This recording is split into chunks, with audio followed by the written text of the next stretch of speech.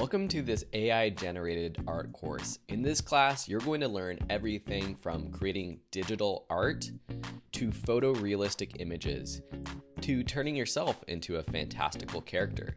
I always wanted to be a baseball player or be in a film noir. In this class, you'll learn how to create generative AI art, meaning art created automatically for you after you've written out a text prompt with tools like DALL, Midjourney, Stable Diffusion, and more. And in this very lesson, you're going to start learning how to do it.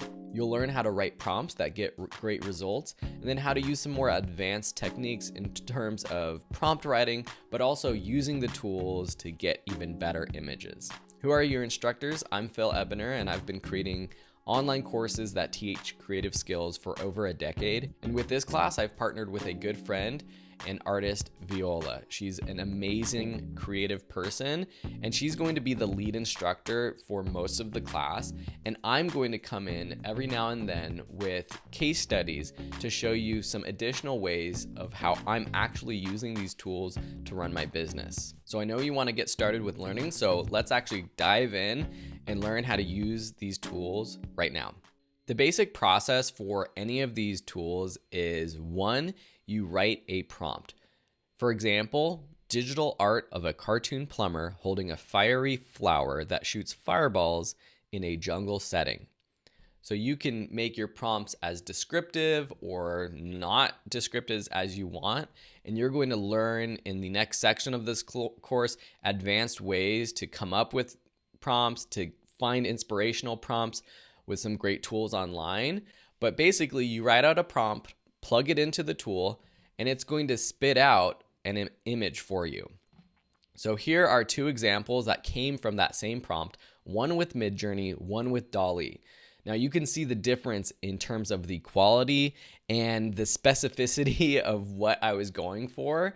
So on the left, we have a Mario-esque type image, which makes sense because of the prompt that I gave it. On the right, DALL came up with a great result for that prompt, but not using any sort of copyrighted material, which we get with on the left with Midjourney, which is actually a good thing. Most of these tools come up with several variations for you. As you can see here, 4 variations.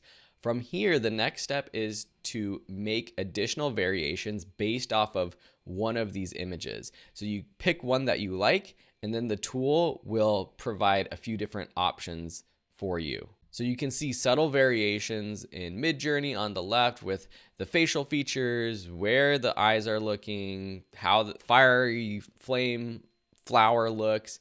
And on the right, also some variations, but based off of that original prompt. Then you basically pick the one that you like, and depending on the tool, there's different ways you download them, and we'll go over that in a second. But you pick the one you want, and then you can download a high quality image, which you can then use, or you can continue to edit and play with other photo editing tools that you may use already. So the one on the left, Midjourney, is a bit more advanced, and the quality of Midjourney I found to be a bit better. However, the process for getting started is a bit more confusing than DALL. So coming up in this video, I'm going to show you both, but let's start with a DALL crash course. So first, you're going to have to sign up. DALL is created by the same company that creates ChatGPT. So go to openai.com and sign up for an account, and then go to labs.openai.com.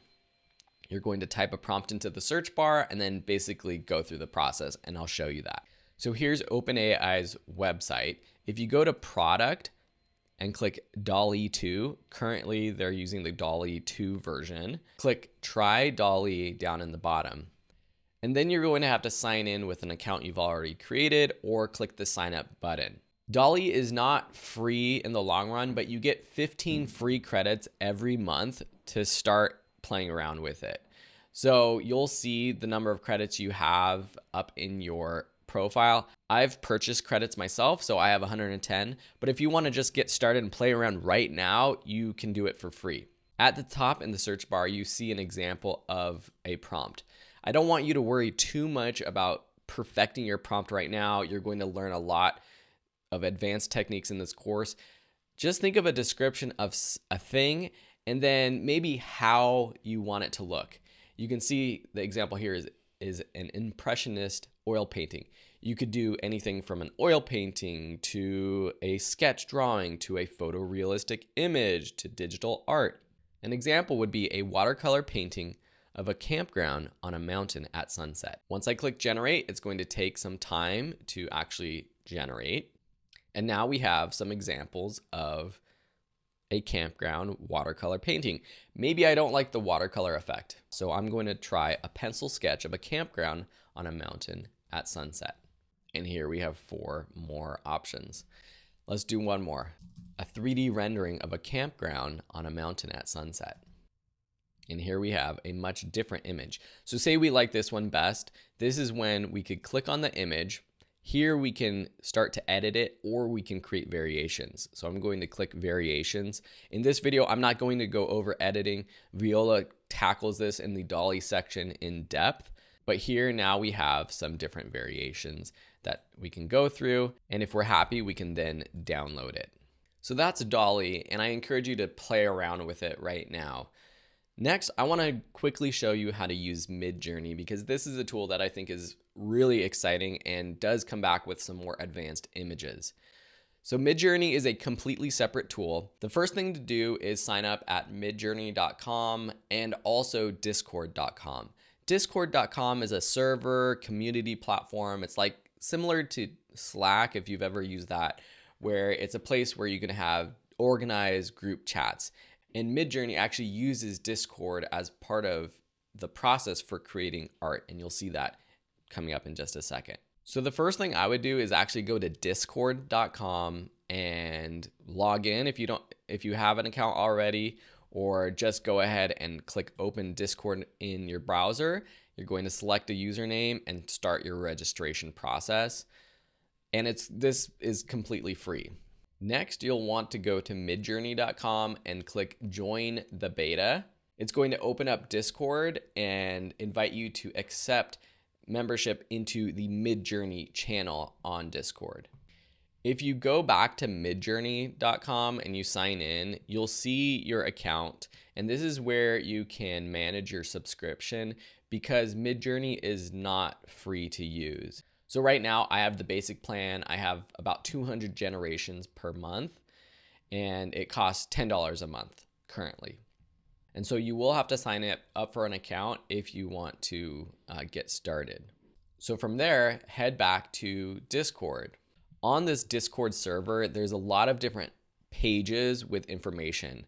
The getting started page is a good one if you need help getting started. But the basic process is to go to one of the newcomer rooms.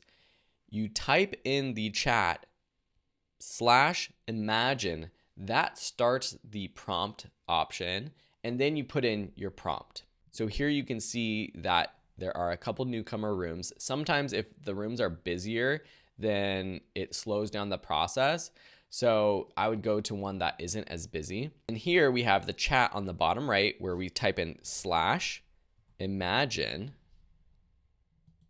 And you can see now it opens up with the prompt box.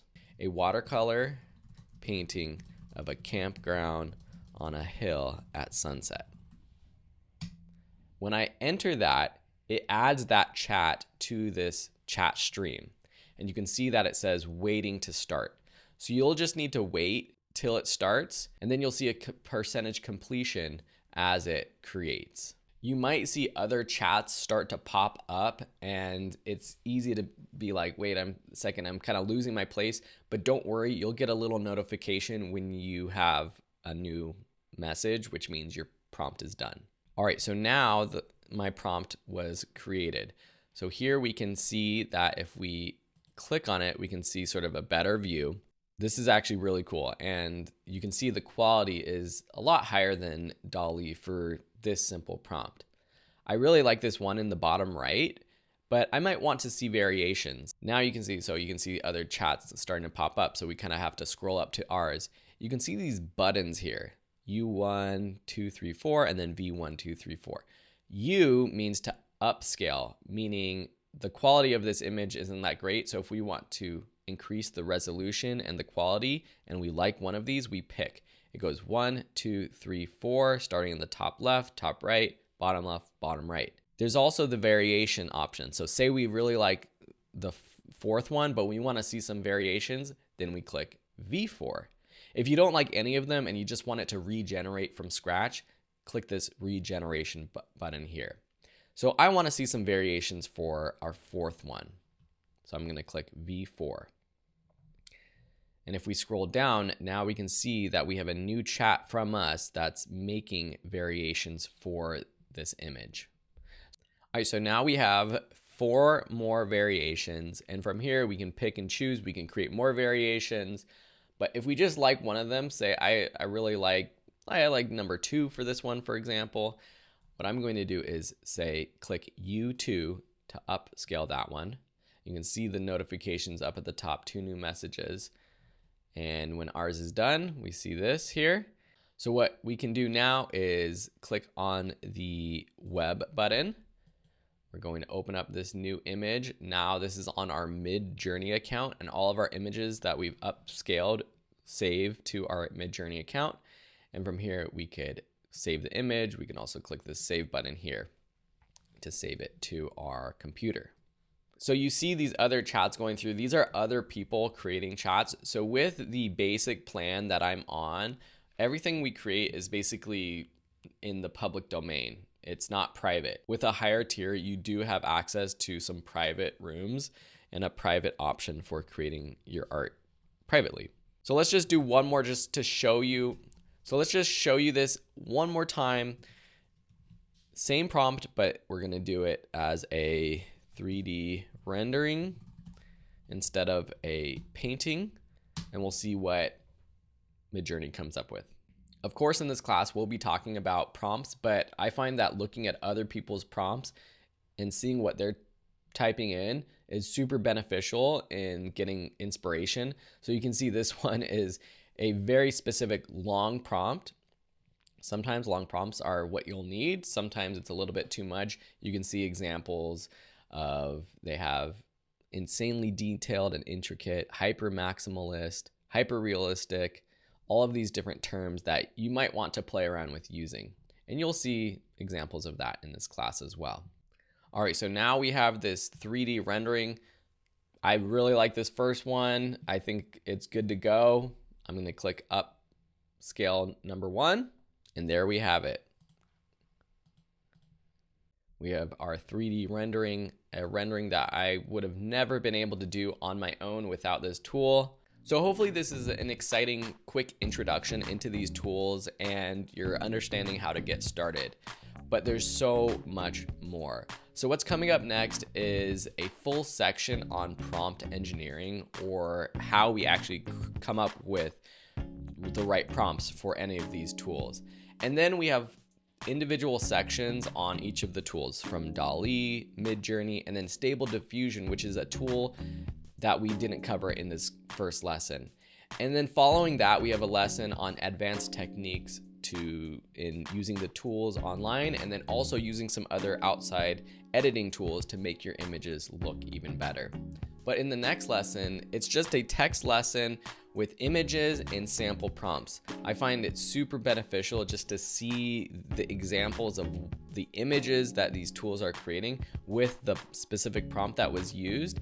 And you can use that as sort of a starting point for inspiration on how you're going to start creating your own art. So I hope you enjoy this class. I'm going to pass you off to Viola, who's going to take it from here, and I'll see you in a case study lesson in the future. Enjoy.